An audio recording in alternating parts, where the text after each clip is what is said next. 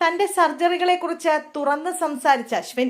Villain വേഷത്തിലൂടെയാണ് Ashwin Kumar മലയാളികൾക്ക് പരിചിതനാകുന്നത്. പിന്നീട് മലയാളത്തിലും തമിഴിലുമെല്ലാം കയ്യടി നേടുന്ന നടനായി മാറി. നായകനായും സഹനടനുമായെല്ലാം അശ്വിൻ കുമാർ കയ്യടി നേടി. അഭിനയത്തിൽ എന്നതുപോലെ മിമിക്രിയിലൂടെയും അശ്വിൻ കയ്യടി നേടിയിട്ടുണ്ട്. കമൽഹാസന്റെ ശബ്ദം മാത്രമല്ല, ഡാൻസ് അടക്കം അനുകരിച്ച് അശ്വിൻ ഞെട്ടിച്ചിട്ടുണ്ട്. അശ്വിന്റെ ഗാംഭീര്യമുള്ള ശബ്ദം കഥാപാത്രങ്ങൾക്ക് നൽകുന്നത് വല്ലാത്തൊരു ആത്മാവാണ്. എന്നാൽ ആ ശബ്ദം നേടിയെടുക്കാൻ അശ്വിന് നേരിടേണ്ടി വന്നത് അതിസങ്കീർണമായ സർജറികളാണ്. തന്റെ സർജറികളെ കുറിച്ച് തുറന്നു സംസാരിക്കുകയാണ് അശ്വിൻ. ഡോസ് എന്ന സിനിമയുടെ പ്രമോഷനിടെയായിരുന്നു താരത്തിന്റെ പ്രതികരണം. ഭയങ്കര മിറാക്കിളാണ്. ഞാനൊരു അനുഗ്രഹീതനാണ്. അച്ഛനോടും അമ്മയോടും ഡോക്ടേഴ്സിനോടും സർജേഴ്സിനോടും നന്ദി മാത്രം. എന്റെ ജീവിതത്തിൽ പകുതി ജീവിതവും ആശുപത്രിയിലായിരുന്നു. 3 മാസമുള്ളപ്പോഴാണ് എന്റെ ആദ്യ സർജറി, പിന്നീട് 6 മാസത്തിൽ.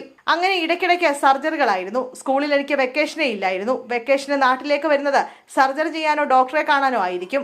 ചെയ്യുന്നതെല്ലാം മേജർ ശസ്ത്രക്രിയകളെന്ന് താരം പറയുന്നു. 2006 എന്റെ അവസാന സർജറി നടക്കുന്നത്. 6.5 മണിക്കൂർ സർജറി ആയിരുന്നു. ഇതുവരെ ബ്യൂട്ടിഫിക്കേഷന് വേണ്ടി ഞാൻ ഒന്നും ചെയ്തിട്ടില്ല. എനിക്ക് അപ്പർ ലിപ്പിൽ എല്ലുകൾ ഉണ്ടായിരുന്നു.